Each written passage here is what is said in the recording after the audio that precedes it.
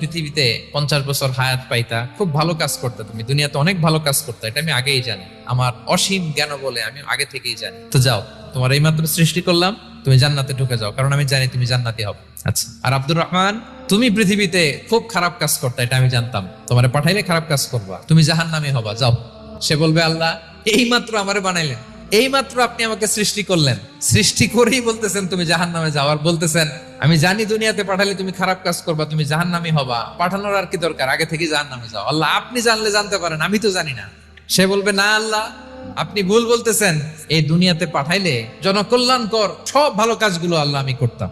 এজন্য আল্লাহ তাআলা পরীক্ষার আয়োজন করেছেন, যাতে করে তুমি জেনে যাও যে পৃথিবীতে তুমি কি করেছো। আমি ভালো করবো না খারাপ করবো এটা আল্লাহ জানে না, তো ওনার পরীক্ষা করা লাগে কেন? কথা বলেন। আমি জান্নাতি না জাহান্নামী এটা আল্লাহ জানেন না?